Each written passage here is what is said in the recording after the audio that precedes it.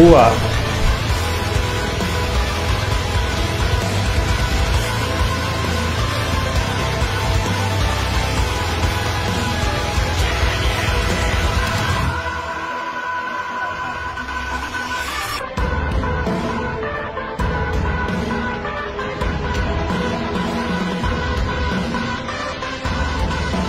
আমরা এখন আগ্নেয়াস্ত্রকে ভয় করি না, কারো আদেশ মানি না, আমরা চিরস্বাধীন। আমরা মানি না অমানুষের আইন, আমরা নই কারো অধীন। গাইস, আজকের ভিডিওতে তেমন কোনো স্যাড ভিডিও নেই, তবে ভিডিওগুলো দেখে আপনি বুঝতে পারবেন স্টুডেন্ট পাওয়ার কি জিনিস। আর ভিডিওর প্রতি মুহূর্তে ঘুমন্ত আপনিকে জাগিয়ে তুলবে, আপনাকে নতুন আপনিতে বদলে দিবে। তাহলে চলুন শুরু করা যাক। সকল ছাত্রছাত্রী, সকল শিক্ষককে আমি আন্তরিকভাবে ধন্যবাদ জানাচ্ছি আমাদের সাথে আজকে যোগ দেওয়ার জন্য। আমি খুবই শর্টে একটা কথা বলবো, আমাদের বাবা ট্যাক্সের টাকা দিয়ে আপনারা আমাদের উপর গুলি করতেছেন। এই দেশটা কারোর বাপের না, এই দেশটা সবার জনগণের।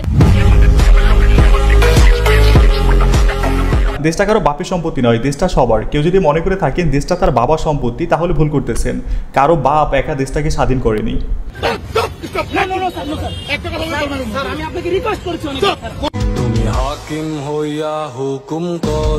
এভাবে আর কত মুখ চেপে ধরবেন? এভাবে চুপ করানো যায় না। এক মুখ চেপে ধরলে হাজার মুখ সাহস পায়। সামনে আসছে ফাল্গুন, আমরা হব দ্বিগুণ।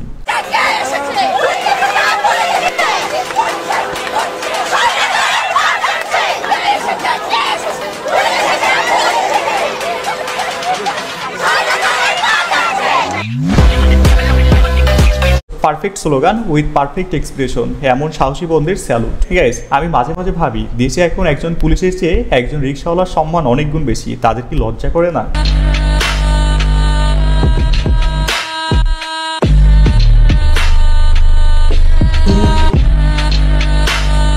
চোখ দিয়ে ঘায়ল করার মতো ক্ষমতা সবার থাকে না। Respect brother. আমাদের ঘুমন্ত জেনারেশন আগুনের ফুলকির মতো হয়ে জেগে উঠেছে আবার। তুর্কি একটা প্রবাদ আছে, একজন বীরপুরুষের চেহারা কাপুরুষের তরবারির চেয়ে ভয়ঙ্কর।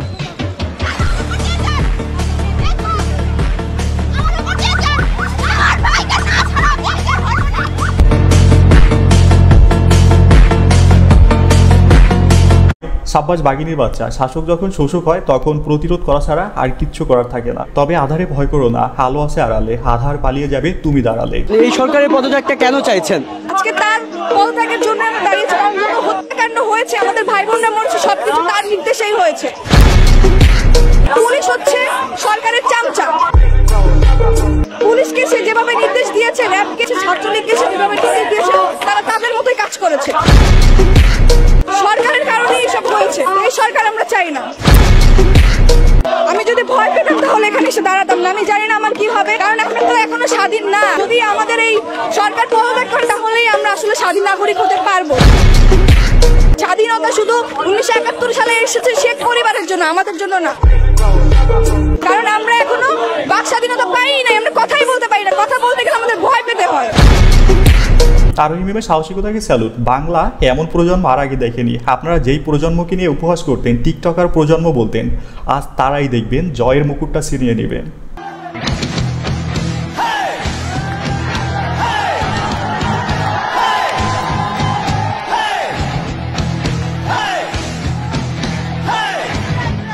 হাত নেই তো কি হয়েছে, বুকে সাহস আছে, দেশের প্রতি ভালোবাসা আছে। আপনারা আমাদের এই প্রজন্মকে যে যাই বলেন না কেন, কিন্তু আমাদের এই প্রজন্ম দেশটাকে অনেক বেশি ভালোবাসতে জানেন।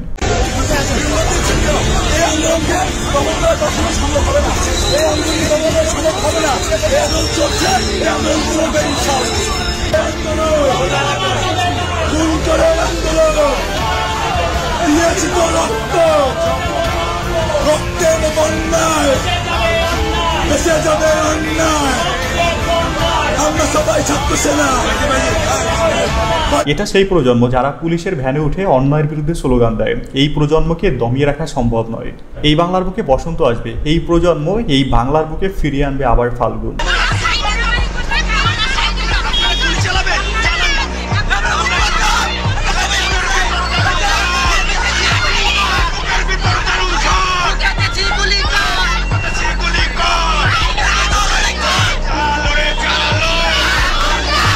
এরা বিএনপি জামাত নয় যে পিছু হটানো যাবে। এরা হচ্ছে বাংলার দামাল ছেলেরা। এটাই হচ্ছে স্টুডেন্ট পাওয়ার।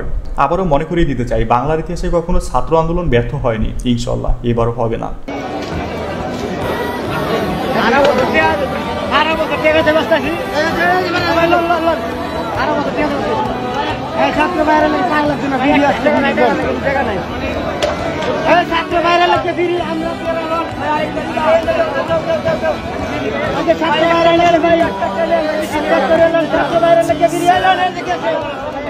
গাইস, আবারও বলতে চাই, একদিন সবকিছু স্বাভাবিক হয়ে যাবে, কিন্তু তাদেরকে ভুলে যাবেন না, তাদের সাথে অন্যায় করবেন না।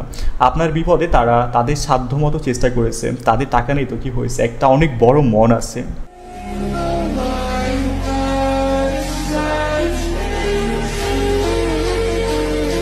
কি দেখতেছেন? পাক হানাদার বাহিনীদের মর্টার কত পাওয়ার, তাই না?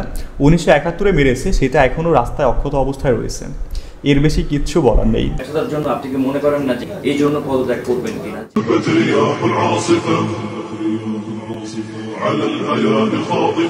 ব্যর্থতা একটা লজ্জার জিনিস, আর যাদের লজ্জা নেই তাদের কাছে ব্যর্থতা শব্দটা অর্থহীন। তবে দেখছেন, দেশের হলুদ সাংবাদিকরা আস্তে আস্তে লাল হতে শুরু করেছে, তারা সত্য নিউজ করার সাহস পেতেছে। আমাদের বিজয় অতি নিকটে। শিক্ষকরা বলেছেন গুজব ছড়াতে নিষেধ করছে সরকার, কিন্তু সবচেয়ে বেশি গুজব সরকারই ছড়াচ্ছে। কিছুটা ভয় থেমে থেমে বলেছে, ধন্যবাদ দেশের সূর্য সন্তানদের, দেশের একমাত্র আস্থা যমুনা টেলিভিশন। এবং এ সময় জেনারেল এডুকেশন ডিপার্টমেন্টের অধ্যাপক সলিমুল্লাহ খান জানিয়েছেন, এই সরকার ক্ষমতায় থাকাকালীন কোনো সুষ্ঠু বিচার সম্ভব নয়।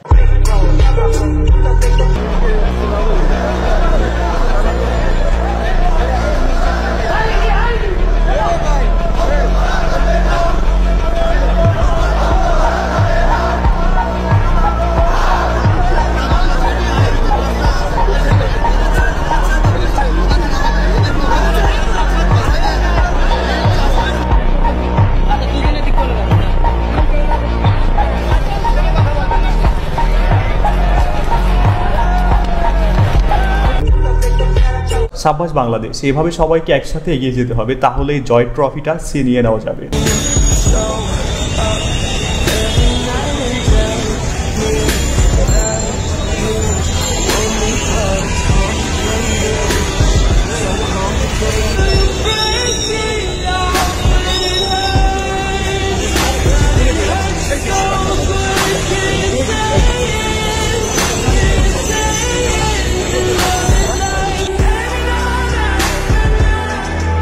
এদেশে এখন স্বাধীনভাবে চলাফেরার অধিকার নেই। আগে জানতাম শুধু অপরাধীরা গ্রেপ্তার হয়, কিন্তু এখন দেখতেছি এদেশের জন্মানোটাই সবচেয়ে বড় অপরাধ।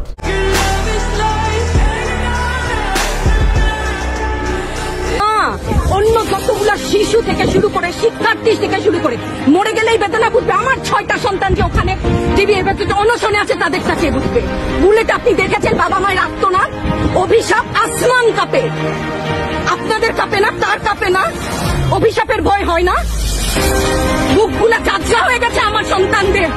আবার বুলেট বলবেন, কি বলবেন? এগুলো অস্ত্রের মুখে দাঁড়িয়ে আছে, আমাদের পয়সায় কেনা বুলেটে আমাদের সন্তানদের আপনারা বুলেট ছুটছেন। আর কত পুলিশ ভাইদেরকে বলি, ভেতরে তো আপনিও মানুষ, পুলিশ ভাই বলি না, ক্ষমা করবেন, মুখ থেকে বার হয়ে গেছে। পুলিশ কখন আমাদের ভাই হতে পারে না। পোশাকটা খুলে আসুন, বুকে জড়িয়ে নেব, কিন্তু যেই পোশাক পরে আমাদের ভাইদের উপরে গুলি চালিয়েছেন সেই পোশাককে আমরা ঘৃণা করি। আপনি চান কিনা? হ্যাঁ, আমিও চাই, আপনি আমি চাই, শান্তিতে থাকতে চাই। টেনশন অনেক অনেক মানে হাইপার টেনশনের রোগী হয়ে গেছে, দেখতে আর ভালো লাগে না। শান্তি চাই। হ্যাঁ, আমরাও শান্তি চাই, অনেক হয়েছে, হার রক্তপাত চাই না। এই দেশটাকে আবার সোনালী সবুজে ঘেরা দেখতে চাই। জানি না সেই দিনটা কবে আসবে।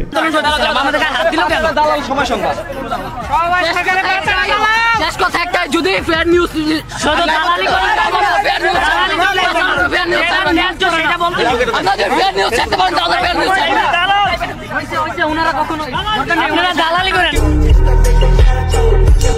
সময় টিভি নো, দালাল টিভি ইয়েস। আমি যদি প্রশ্ন ছুড়ে দিই, আন্দোলন কি আমাদের, শুধু আমাদের? আপনাদের আন্দোলন না? আপনারা তো গণকর্মী, আপনাদের দেশের গণকর্মী, রাইট? এই আন্দোলন কি শুধু আমাদের? যদি আমি রিভার্স করি, আপনারা এখন আমার এখানে দাঁড়ান, আমি আপনাদের ক্যামেরা বোম নিয়ে দাঁড়াই, আপনার কি নিরাপত্তা আছে কদিন পরে, আজকে কালকে? বলেন।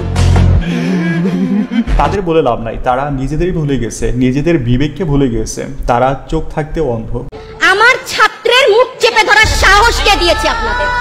আমার ছাত্রের কলার ধরার সাহস কে দেয় আপনাদের? কয়জনের জবান বন্ধ করবেন আপনারা? একজনে করবেন, 10 জন দাঁড়াবো। 10 জনকে বন্ধ করলে হাজার মানুষ দাঁড়াবে, 18 কোটি বাঙালি নামবে। এই ছেলেটার কোমরে দড়ি বাঁধা, কত বছর বয়স ওর? 16। কোমরে দড়ি বাঁধলেন কেন? এত বড় অপমান। 16, 17 যে বয়সকে সারা বিশ্ব সম্মান দিয়ে সম্মান করা শেখায়, তার কোমরে দড়ি বাঁধলেন। আর কোমরে কে দড়ি বাঁধায়? সময় আপনাদেরকে বল। আপনারা কয়জনের মুখ বন্ধ করবেন? দেশে 17 কোটি মানুষ আছে, একজনের মুখ বন্ধ করবেন, 100 জন দাঁড়িয়ে যাবে। ঘুমন্ত বাঙালি আবার জেগে উঠেছে, 71-এর শক্তি ফিরে পেয়েছে। এখন তারা আর অস্ত্রকে ভয় করে না।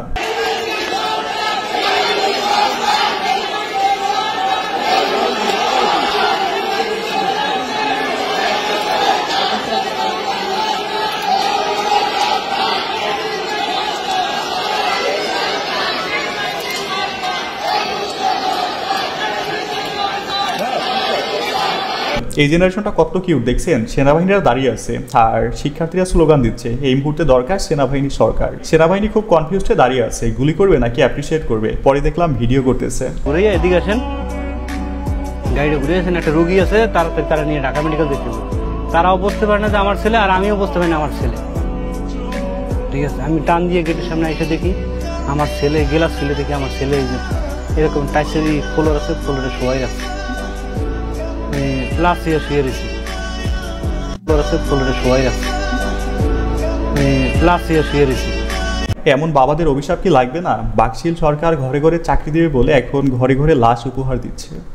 দোতলা বাড়ির মধ্যে জানলার কাছে ছেলেটা, তার গুলি লেগেছে, বলে হেলিকপ্টার থেকে গুলি লেগেছে। আপনারা বলেন হেলিকপ্টারের গুলি ঘরের মধ্যে ঢুকবে কিভাবে? আর সেই গুলি ঢুকে কিন্তু তা দেওয়ালে যে ফুটো করে দিয়েছে। কথায় কিন্তু অনেক যুক্তি আছে। হেলিকপ্টার তো উপর থেকে গুলি ছেড়ে দেয়, সোজা ছাদের উপর সে পড়বে, এটা ঘরের ভিতর ঢুকবে কেমনে? ভাগ্যিস বলে নাই স্টুডেন্টরা এগুলো ইট পাটকেল মারছে। পুলিশ যে আন্দাগুন্দা গুলি করছে, অনেক বাসার কাছের গ্লাসও গুলি লাগছে, ওয়ালে গুলি লাগছে। তো আমার ছেলেটা ওই দোকানের সামনে খাড়া ছিল, আমার ছেলের এই কপালের এই জায়গাতে গুলি ঢুকে দিক দিয়ে বের হয়ে গেছে। আমি আজকে 8.5 বছর দেশের বাইরে থেকে আমার ছেলে মেয়ে মানুষ করার জন্য আমি একজন রিমিটেড যোদ্ধা। আমাকে আজকে আমার ছেলের লাশ উপহার দিছে এই দেশ। আমার তো এখন সব স্বপ্নই শেষ। আমার ছেলের একটা হাত চাইতো, একটা পাও চাইতো, আমি ভিক্ষা করে খাওয়াইতাম, রিক্সা চালাই।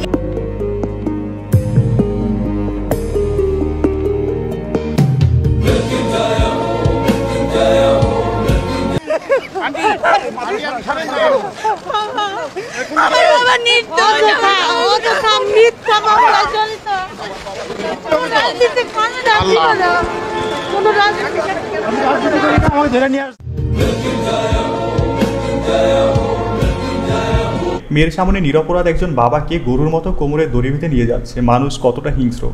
বাংলাদেশে সরকারদলীয় লোক ছাড়া সবাই গরু ছাগলের মতন। বাবাকে খুঁজে পাই না, 3-4 ঘন্টা পর এখান থেকে ওখানে যাই, ওখান থেকে এখানে যাই, অনেক ঘোরাঘুরি করে বাবাকে একটু খুঁজে পাই না। অনেকে বলতেছে মর্গে যান, মর্গে যান।